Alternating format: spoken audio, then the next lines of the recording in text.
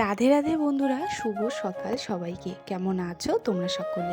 আশা করছি সবাই ভালো আছো। আমি ডলিস ফ্যামিলি চ্যানেলে নতুন একটা ব্লগে সকলকে জানাই স্বাগত। আজকে একটু হয়তো তোমরা আমাকে অন্যরকম দেখতে পাচ্ছ, কেননা আজকে আমি পরিয়েছি গলায় তুলসীর মালা। এর আগে তোমরা কোনো ভিডিওতেই এই লুকটা আর কি দেখোনি, কেননা জীবনে আমি প্রথমবার পরলাম, তো কি করে আর দেখবে। তো যাই হোক, কেন মালা পরেছি, কি কারণে, তো চলো তোমাদেরকে শেয়ার করি। পুজো করতে করতে তো সকাল সকাল উঠে তো সব কাজ কমপ্লিট করে চলে এসেছি ঠাকুর ঘরে। এখন দেব পুজো। তো কালকের একটু ফল ছিল, এখানে আছে মৌসুম্বি আর আঙ্গুল ফল, তো সেটা দিয়ে কিন্তু আজকে সেবা দেব। তো যাই হোক, দেখো আমরা কিন্তু গত রবিবার দিন নিয়েছিলাম গুরুমন্ত্র। তো গুরুমন্ত্র নেওয়ার আগে কিন্তু তুলসীর মালা ধারণ করতে হয়। যারা নিয়েছো তারা তো জানোই। সত্যি বলতে জানো তো, এই দিনটার জন্য আমি অনেক অপেক্ষা করেছিলাম এত দিন ধরে। অবশেষে এই দিনটা আর কি আমি পেয়েছি এই দিনটা। তবে এই দিনটা আসার জন্য কিন্তু অনেক বাধা বিপত্তি কাটাতে হয়েছে আমাকে। সত্যি বলতে সবাই কিন্তু দীক্ষা নেওয়া আর কি, যেটাকে গুরুমন্ত্রও বলি, তো বিয়ের আগে একবার কিন্তু হয়ে গিয়েছে, ছোটোবেলায় নিয়েছি। তবে বিয়ের পরে যে যুগলে নিতে হয় সেটা আর কি হয়ে ওঠেনি অনেক কারণেই। জানো তো, এই কদিন থেকে যা বৃষ্টি হচ্ছে, মানে দিন রাত 24 ঘন্টার জন্য বৃষ্টি হচ্ছে। তবে আমাদের মন্দিরে যাওয়ার টাইম ছিল সকাল 4:30টায়, আর মানে দুপুরবেলা অবধি বৃষ্টি। তো আমি ভাবছিলাম যে কি করে যে মন্দিরে পৌঁছবো, মানে সারা রাত, মানে যেদিন গিয়েছি তার আগের দিন ঘুমোতে পারিনি, শুধু ঠাকুরকে ডাকছিলাম সকালবেলাটা যেন বৃষ্টি না হয়।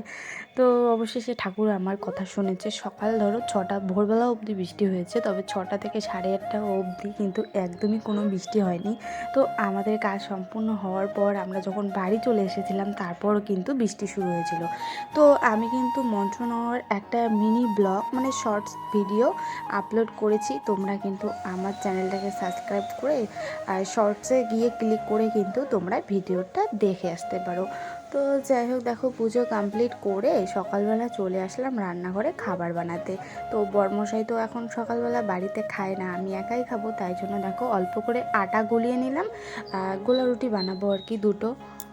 জানো তো, এটা ছিল গত সোমবারের আর কি ব্লগ। তো মানে ব্লগ শ্যুট করে রেখেছি একটু একটু, তবে এডিট করব যে সেটাই আর হয়ে উঠছে না, মানে এত আর কি কি বলবো আর। তো যাই হোক, দেখো আমার রুটি করা কমপ্লিট, আর এখন এটা আমি খাবো। আর আজকে দুপুরবেলা যা যা রান্না করেছি তোমাদেরকে একবার দেখাই। তবে রান্নাটা আর কি ভিডিও করিনি, কেননা আজকে দুপুরবেলায়ও এত বৃষ্টি এসেছে, তো তাড়াহুড়ো করে রান্নাটা করেছি। তো দেখো, এখানে করেছিলাম ঝিঙে আর আলু জিরে বাটা দিয়ে ঝোল, তারপরে ছোলা বুট দিয়ে 500 কচুর ঘন্ট, আর ভেন্ডি আর আলু একসাথে মাখা করেছি। তো এই ছিল আজকের দুপুরের সিম্পল নিরামিষ মেনু। তবে আমাদের বাড়িতে কিন্তু মানে 7 দিন থেকেই নিরামিষ চলছে।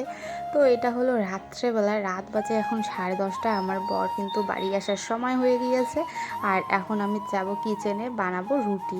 তো আজকে রাত্রে রুটি খাবো ঠিক করেছি এই জন্যে। তো প্রথমেই তো শাশুড়িমাকে ভাত খেতে দিয়েছি, আর এদিকে রুটি বানিয়ে নিলাম। অল্প করে বানিয়েছি, দুজন শুধু খাবো, 8টা রুটি আর কি বানিয়েছি। অল্প করেই যেহেতু রুটি ভাজবো, এই জন্য আর তাওয়াটা বের করলাম না, কড়াইতেই কিন্তু ভেজে নিলাম। তো কড়াই আর তাওয়াতে কিন্তু একই রুটি হয়। তো এদিকে একা একাই কিন্তু বেলে নিচ্ছি আর ভাজা শুরু করে দিয়েছি। দেখো রুটিগুলো কি সুন্দর ফুলকো ফুলকো হয়েছে। আর রুটি খেতে জানো তো আমার খুবই ভালো লাগে, সে সকালেই হোক আর রাত্রেই হোক। সত্যি বলতে জানো তো, কড়াইয়ের রুটি আর তাওয়ার রুটি একটু অনেক পার্থক্য হয়। তবে কড়াইটাই কেন জানি না আমার ভালো লাগে। তবে কড়াইটা কিন্তু আর কি মাজতে লাগে তারপরের দিন, কেননা এই কড়াই রান্না করলে কিন্তু একদমই খারাপ অবস্থা হয়ে যাবে রুটি করার পর, যদি সেই কড়াই ভালো করে ধোয়া না হয়। তো যাই হোক বন্ধুরা, এখন আর কি ও তো চলে এসেছে, আমি ওর জন্য খাবারটা এখন বেড়ে নিচ্ছি। গরম গরম রুটি, আর দুপুরবেলায় রয়েছে একটু ঘন্ট, তো সেটা দিয়েই খাবো। তো যাই হোক, আজকের ব্লগটা বন্ধুরা এখানেই এন্ড করছি। দেখা হবে নতুন একটা ব্লগে। ততক্ষণে সবাই ভালো থাকুন, সুস্থ থাকুন, সাবধানে থাকুন। আর ব্লগটা কেমন লাগলো অবশ্যই কিন্তু কমেন্টে জানাতে ভুলো না। টাটা।